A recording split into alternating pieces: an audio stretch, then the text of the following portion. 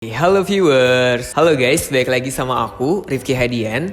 Dan di video kali ini, karena pendaftaran SBMPTN tinggal 5 hari lagi, aku mau ngasih tahu nih beberapa hal yang harus diperhatikan ketika kalian ingin mendaftar SBMPTN di tahun ini. Yang pertama adalah waktu kalian mendaftar. Jadi gini, kan SBMPTN itu waktu pendaftarannya dari 15 Maret sampai 1 April.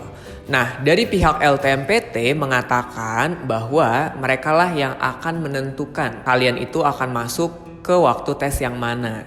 Cuman dari tahun-tahun sebelumnya ada beberapa hal juga yang harus kalian perhatikan. Nah, di sini ada dua kemungkinan menurut aku, ini menurut aku ya. Pertama, dari tahun-tahun sebelumnya ketika kalian mendaftar di awal, itu kemungkinan kalian mendapatkan jadwal yang lebih awal juga. Atau bisa juga yang kedua, kemungkinannya adalah di data dulu yang daftar dari tanggal 15 sampai tanggal 1 April barulah kalian akan mendapatkan waktu tesnya kapan. Nah, cuman kan dari dua kemungkinan ini kalau emang kalian ngerasa ingin mendapatkan waktu gak di awal-awal, nah daftarnya jangan di awal juga. Karena ada kemungkinan, ini kemungkinan ya, bisa benar atau salah. Kalau kalian daftar di awal, kemungkinan kalian tesnya di awal. Tapi kalau kemungkinannya didata dulu, baru digolongkan, si pihak LTMPT yang menentukan, barulah tidak akan ada pengaruhnya. Jadi kalau saran dari aku, ini tergantung kalian. Tahun-tahun belakangan, itu banyak banget teman-teman, misalnya udah ada yang tes di awal nih, tiba-tiba kan mereka kayak punya gambaran kan, oh soalnya kayak tahun kemarin ada bahasa Panda atau ada soal-soal yang mungkin sulit, akhirnya mereka cerita, mereka ngasih tweet di Twitter, dan mungkin ada beberapa dari kita yang kok kayaknya curang sih, kalian gak mau tes pertama, ya aku sarankan jangan daftar di awal. Tapi kalau kalian ngerasa ya kayak sama aja kok, mau daftar di awal mau daftar di akhir sama aja, itu tergantung kemampuan, ya apa-apa daftar di awal. Jangan sampai kalian menyalahkan orang lain atas pilihan yang kalian pilih. Jadi bertanggung jawablah dengan pilihan kalian. Yang kedua adalah memilih pusat UTBK. Ini ada pengaruhnya nih dengan yang pertama tadi. Nah, kan pusat UTBK punya kuota. Efeknya kalau kalian daftar di akhir-akhir, kemungkinan pusat UTBK yang ingin kalian pilih ada kemungkinan penuh.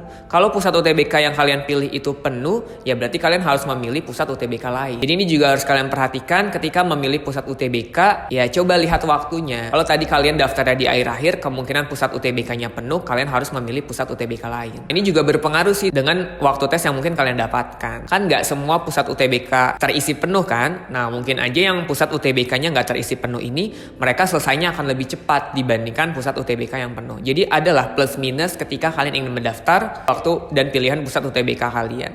Ya kalau saran aku sih, kalau mau aman ya pilihnya di tengah-tengah, nggak di awal atau nggak terlalu mepet juga. Yang ketiga, pilihan jurusan yang akan kalian pilih di UTBK.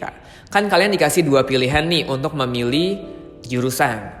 Nah, ini juga misalnya kalau kalian memilih FK dan teknik, di pilihan pertama FK, di pilihan kedua teknik, itu kan bobotnya akan berbeda. Contoh, kalau FK kemungkinan bobot yang lebih tinggi adalah biologi dan kimia dibandingkan fisika dan matematika. Tapi kalau teknik kemungkinan bobot yang lebih tinggi adalah fisika dan matematika.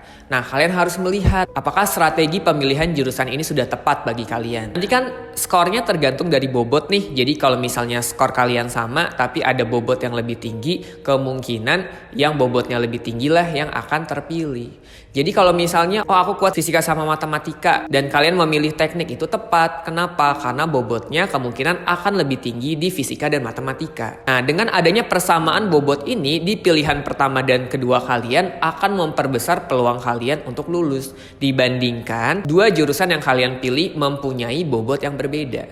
Jadi saran dari aku adalah cari bobot yang mungkin sama. Kalau soskumnya misalnya kalian mau milih ekonomi dan FIB, Fakultas Ilmu Budaya.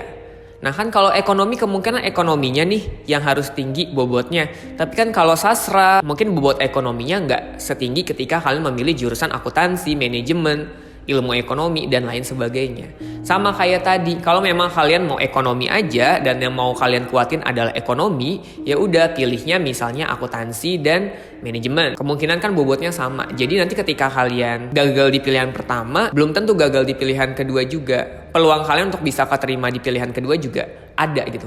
Mungkin lebih besar dibandingkan kalau misalnya pilihan jurusannya bobotnya nggak sama. Itu sih kalau dari aku ya. dalam pemilihan jurusan. Nah, yang keempat, pilihan yang kalian akan pilih sudah realistis atau belum dari kemampuan kalian. Aku nggak akan menyalahkan, aku nggak akan bilang, oh lo harus pilih yang realistis, oh lo harus pilih sesuai dengan kemampuan lo. Aku nggak mau bilang kayak gitu, karena semua orang punya keinginannya masing-masing, semua orang punya bayangan yang ingin dia gapai apa. Tapi yang ingin aku ingatkan adalah pertanggungjawabkanlah segala pilihan yang kalian pilih. Lihat plus minusnya. Kalau memang kalian mau milih jurusan yang mungkin lebih tinggi dari kemampuan kalian udah punya kesiapan belum? Jika nanti kalian gagal, kalian harus ngapain? Kalau misalnya kalian memilih jurusan yang realistis dari kemampuan kalian suka nggak dengan jurusannya? Coba dilihat plus minusnya, dan jangan pernah menyalahkan orang lain atas pilihan kalian sendiri. Dalam pemilihan jurusan ini, kan waktunya dari tanggal 15 sampai tanggal 1 Maret. Nah, kalau memang kalian ngerasa, oh aku pengen tahu nih kemampuanku udah sampai mana. Contoh, misalnya kalian ada TO lagi di tanggal 20. Berarti kalian daftar UTBK-nya jangan di tanggal 15. Kenapa? Karena kalian pengen tahu dulu kan, oh skor aku yang terakhir tanggal 20 ini udah semana. Kalian rasa udah bisa belum untuk masuk ke jurusan yang kalian inginkan.